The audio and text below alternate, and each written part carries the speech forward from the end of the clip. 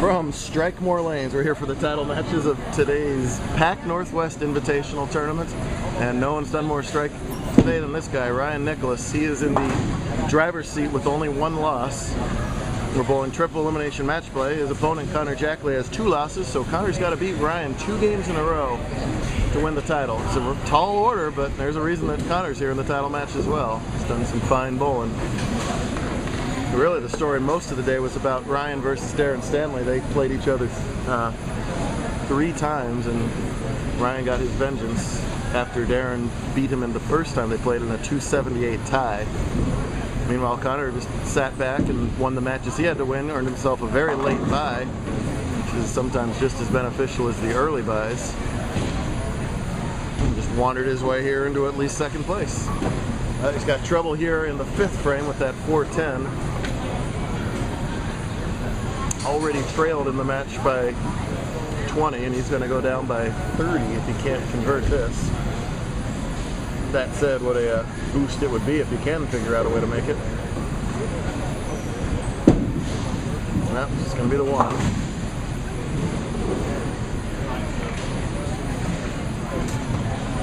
Connor's had a much improved season over the past. I mean, top 5s left and right today this season. I believe a high finish of 2nd this year. We'll check with the media department on that a little later. Worst he's going to do is earn $500 right here. That's not bad at all. Nice basic form. You see so many of the young kids be the big crankers. That's not Connor's game. Connor's A game is fairly direct. Slipped a little right there. Lucky to only leave a 6 right there. Remember, late in the day yesterday, we saw Perry Crowell drop a ball in the title match. It has been, it's a warm and somewhat humid day outside. Inside, it's been a greenhouse, unfortunately, and you got to make sure you got that right feel on your ball. It's just another variable that you have to deal with. I'm just going to switch balls here and go dead hard and straight at the 6 and make it. Nice job at the 6. In trouble against a freight train right now in Nikolas. Ryan was, I believe, the OJC Bowler of the Year this year, the Oregon-based tour. So to win our Invitational and the other tour's Bowler of the Year would be a nice little statement up here in the uber tough Northwest. There's so many good bowlers up here. A lot of power for a lefty. Great balance as well. When you put balance like that together with power like that, you are tough to beat. Heck, it took a 278 to beat him. His only loss today was when he threw a 278 game. How about that for a stat? So I guess it is pretty tough to beat him today. And right now, he's got a chance for 279 as he's just in cruise control right now.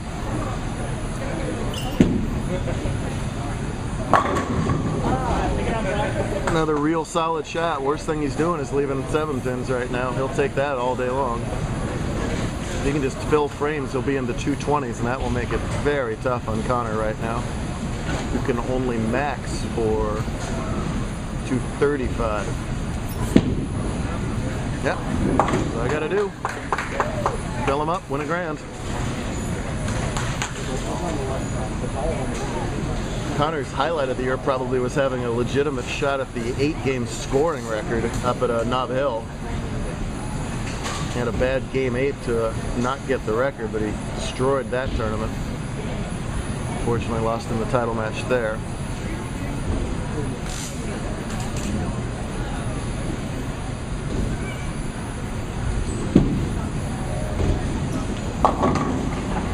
Yeah, we've seen, this is a deja vu all over again. We've seen this as the right side starts to go. It doesn't matter what your rev rate is. I think he tried to throw it faster on that. The ball still checked up. And it's frustrating as a bowler when you think you've made some good moves and leave the exact same thing you left the last time on that lane. It's another 410. He's got to think about going for it in this situation.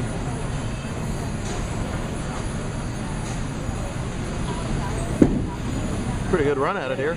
Oh, really good try at it. Extremely high scoring lanes early on today. We didn't expect that, quite honestly, but hey, listen, you gotta outpaced the field at whatever the pace happens to be. It was higher than usual, so be it. Took plus 82 or 83 to make the cut and scratch today for 5 games. Keep in mind that's a cut to only 11 bowlers, which was roughly a third of the non-exempt field today. So a little bit misleading, but still, you had to strike more and strike more. Unfortunately, Jackley has lost his look right here. And Ryan's just not giving anybody an opportunity.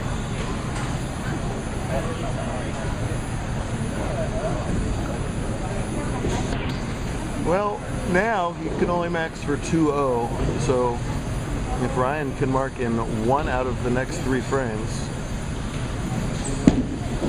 he'll wrap it up. Nice job at the 10. Disappointment etched on his face. Either that or heat stroke etched on his face. I'm not sure which. Maybe a combination of them both right now. Hello. Maybe the warmest day of the year in Washington, literally. I know entering scores and every scorecard was sticking. Yeah. I know if you're watching this in Phoenix, you gotta wonder what's wrong with us, but trust us. Trust us, guys. It's a little muggy in here. How good is Ryan throwing it right now? Just dead stroke. He's relaxed. Not nervous, no reason to be nervous. Just putting on a clinic right now. Catch that stat. Ryan's only loss today will be with a 278. Oh wow. He won every other match. 10 in the pit. Lock it up. Give this guy an invitational. Yes, the Ebonite Highroad. Yes, Ebonite Highroad. Well, an excellent season for Ryan. He won the team tournament at Highline. Won at least 1 other scratch title with us this year. It's a good year for the Nikolas. Yeah, Courtney's sister won 2 scratch titles, team and an open scratch title on her own. And that all-ladies weekend at Hazeldale, where Courtney and Brianna won. But how nice to get a free ride here in the 10th frame. Make it! Attaboy, there you go. Make something for the camera. That's right. Crowd rooting for the ball change. You might as well. I mean, crying out loud. Shirt change. No, he's going to be stubborn. He doesn't.